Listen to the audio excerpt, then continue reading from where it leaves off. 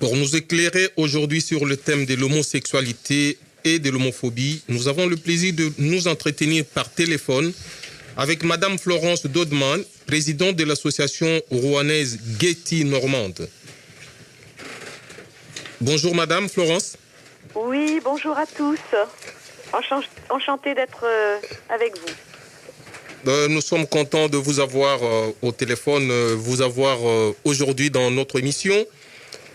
Gaieté Normande, y a-t-il un jeu de mots, madame? Oui, tout à fait. Gay reprend les orientations sexuelles pour les hommes, les femmes lesbiennes et pour les bisexuels. Voilà, ça reprend ces trois sexualités, ces trois orientations. Le T majuscule pour les transidentitaires qui sont très souvent mis un peu à l'écart et où les droits sont plus que bafoués. Donc nous, on a tenu à les mettre à l'honneur en mettant un T majuscule. Et normande, parce qu'on est en Normandie, voilà, tout simplement. Y a-t-il un objectif de votre association pour cela? Oui, on a dans les actions, c'est organiser des rencontres conviviales sur le territoire normand entre les LGBT, être à l'écoute effectivement de ces personnes. Donc nous avons une ligne d'écoute et une permanence physique pour recevoir les gens, que ce soit les homosexuels ou les familles ou les proches. Et ces rendez-vous peuvent être vraiment intimes dans le sens où ils sont reçus individuellement. C'est aussi informer sur toutes les questions de santé et bien évidemment réagir sur tout ce qui est actes homophobes ou de discrimination. Auprès de quel public généralement vous intervenez ou tout simplement y a-t-il un public cible? Alors, nous, on interagit avec tout le monde. C'est-à-dire que, voilà, notre principe, c'est de ne pas faire de discrimination. Donc, on ne tient pas compte de convictions religieuses, politiques, ethniques, géographiques. Voilà, on est ouvert à tous, homosexuels ou pas. Reprendre, par exemple, comme je viens de vous le dire, des discussions avec les familles, les proches, les collectivités. Par exemple, il y a une action phare chez nous. Nous avons un agrément de 5 ans qui nous a été donné par le rectorat. Et nous pouvons intervenir en milieu scolaire. Donc nous faisons ce que nous appelons des IMS, donc intervention en milieu scolaire auprès des collégiens et des lycéens. Et donc par un partage de discussion, le propos est de parler d'homophobie bien sûr, mais aussi de toutes les autres discriminations. Nous avons entendu notre micro auprès d'un public et nous vous laissons écouter et finalement vous allez nous donner votre réaction. D'accord. Si je vous dis homosexualité, comment réagissez-vous? C'est leur problème, c'est pas les miens. Vous savez, chacun mène sa vie comme on l'entend. Normalement, j'ai rien contre, j'ai pas d'a priori là-dessus, chacun vit sa vie comme il en vit. Tant qu'ils sont heureux, quoi, voilà. Après le reste, c'est chacun son truc. Je suis pas croyant, j'ai rien contre la religion, je suis pas homo, j'ai rien contre les homos. Chacun fait sa vie, tant qu'on vient pas moi m'obliger à vouloir ou être croyant ou être homo. Après chacun, non, j'ai même vécu à côté d'un couple d'homosexuels hommes et on a eu une super entente, ouais. J'ai toujours dit que c'était des super voisins parce que vraiment on a eu une bonne entente. Le respect mutuel, j'avais besoin d'un service, c'était les premiers à venir, ils avaient besoin, voilà quoi. Donc non, j'ai eu une cohabitation avec un couple d'homosexuels hommes et ça a été une super expérience sans problème. Ça m'est égal, chacun fait ce qu'il veut. J'ai pas de réaction. Bien, c'est non. C'est des gens comme tout le monde, il n'y a pas de souci. J'ai pas de tabou là-dessus. En fait, tout le monde a le droit de se comporter comme ils veulent, donc il n'y a pas de souci pour ça. Après, ça les regarde leur vie, donc ils veulent être homosexuels, hétérosexuels, qu'importe. Donc moi, ça m'est égal après. C'est la vie de chacun. Homosexuel, voilà. Ouais. C'est bien. J'aime bien les femmes, moi. Bon. D'accord. Voilà, vous êtes content. Justement. Vous savez, aujourd'hui, avec tout ce qu'on entend, c'est un peu une banalité, non? C'est pas facile. Moi, j'ai pas d'a priori, donc chacun fait ce qu'il veut. C'est vous. Sexualité, c'est terminé. Hein. Homosexualité? Oh non, pas homo ni rien du tout. Ni sexualité non plus. Alors que j'ai et mon mari aussi, c'est fini. Hein. Est-ce que vous tolérez l'homosexualité? Non. D'accord. Les homosexuels, c'est des gens malades. Ça, moi, je trouve. C'est malheureux celui qui en a dans sa famille, mais malheureusement, on ne peut pas faire. Il faut faire la part des choses. Il faut accepter, quand on a des enfants, il faut accepter comme ils sont. Qu'ils soient, vous savez, il y a des enfants qui vont en prison. Il faut que les parents, à ce moment-là, quand même, soient à leur écoute quand même.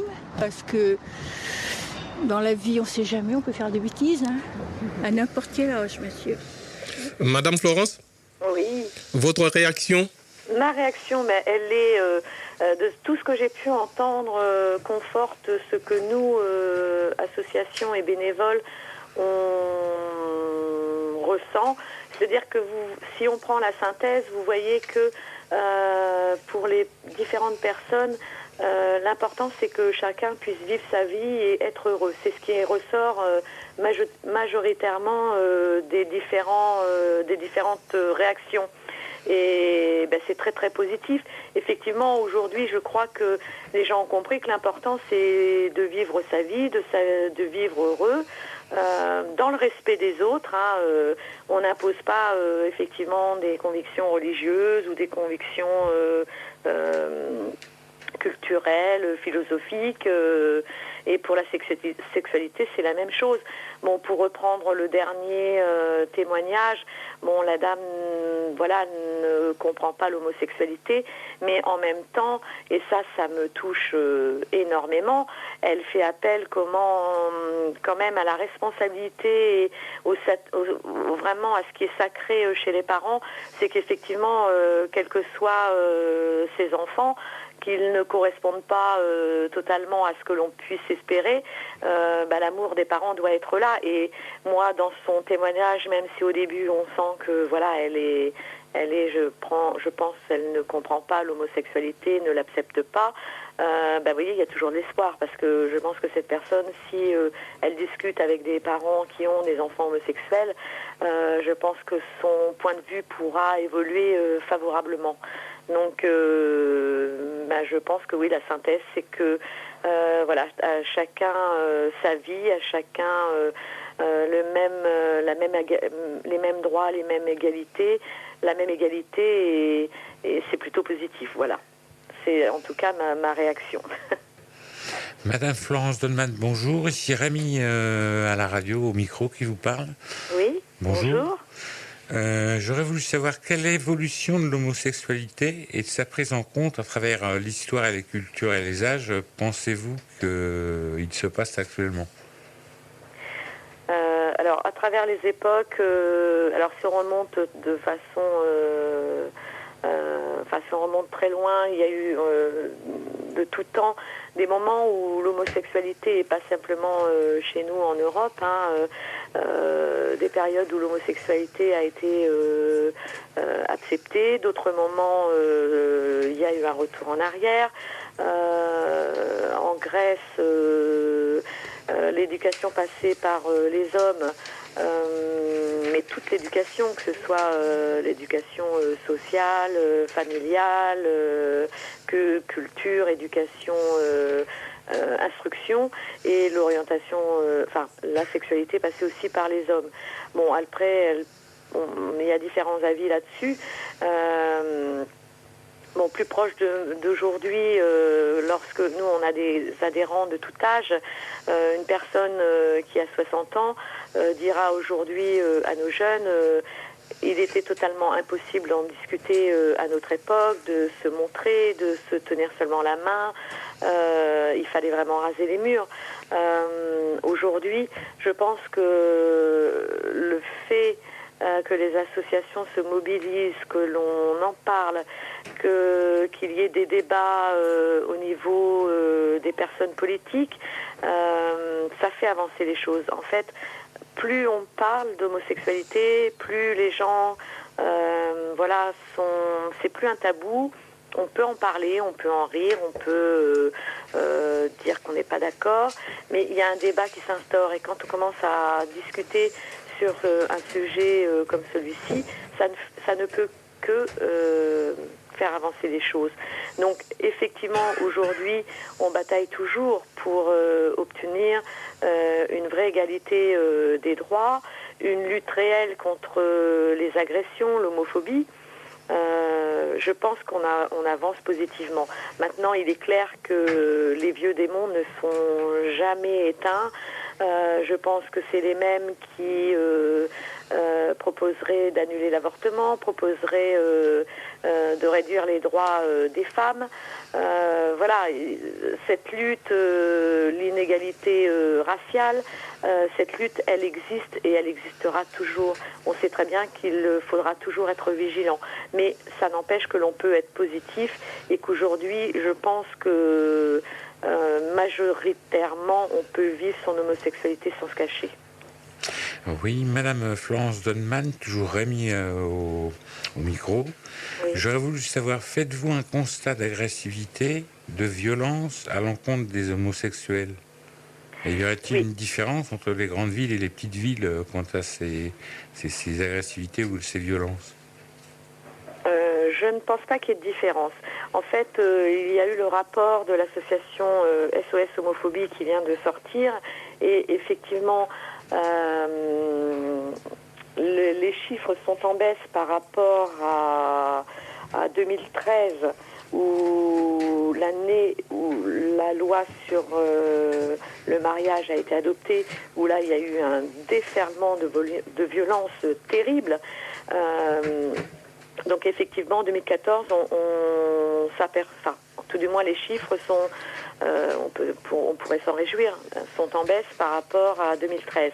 Néanmoins, la communauté homosexuelle paye très cher cette avancée. Et dans les discussions, dans les personnes qu'on peut recevoir, dans les appels que l'on a, il y a une tendance à nouveau se cacher, ne pas porter plainte, ne pas faire de bruit, s'effacer un petit peu, se montrer moins, s'affirmer moins, et ça effectivement on le déplore. Et je pense que les chiffres qui ont été annoncés, avec tout le sérieux de ce rapport, ne couvrent pas entièrement le pourcentage d'actes homophobes. Madame Florence Donnemann, j'aurais voulu savoir, on parle de communauté des homosexuels. Quelle réalité recouvre ce terme? C'est vrai qu'on emploie toujours ce terme. Moi, je l'aime pas trop finalement parce que, en fait, effectivement, il y a une époque où, pour être soi-même, pour vivre son homosexualité, les personnes se réunissaient dans des lieux identifiés homosexuels. Ce n'est plus le cas aujourd'hui. Aujourd'hui, les homosexuels peuvent se rencontrer dans des lieux purement hétérosexuels, ont des amis hétérosexuels, vivent une vie d'hétérosexuels. Dans la vie de tous les jours, voilà, ces personnes ont une famille, des amis, ont un travail, font des études. Et là, les liens d'amitié, ou tout du moins les liens de vie sociale, sont exactement les mêmes pour tout le monde. Donc c'est vrai que ce terme de communauté, on l'emploie encore lorsqu'on parle essentiellement d'homosexualité, mais dans la réalité et dans la vie de tous les jours, il n'a plus vraiment de sens. Madame Florence? Oui. Que pensez-vous de la persistance de l'homophobie à notre époque, malgré les avancées? Eh bien, ce que je peux en dire, c'est que effectivement, l'homophobie, elle est toujours présente. C'est pour ça qu'il faut travailler et de façon positive, c'est-à-dire informer, écouter, expliquer, aller au devant de la population. Maintenant, clairement, moi, j'accuse les politiques qui ont eu un discours terrible. Un déchaînement de haine incroyable et qui, par leurs propos clairement homophobes, ont légitimé et libéré la parole des petits homophobes de campagne, de ville, tout ce qu'on veut. Ça a légitimé les injures qui se font maintenant, qui sont, on peut dire, banalisées. Avant ce déferlement, c'était, vous savez, c'était un groupe de personnes, voilà, qui s'en prenaient à une personne homosexuelle, où c'était dit, mais pas si clairement, si volontairement libérée, si vous voulez. Aujourd'hui, cette parole, elle est libérée.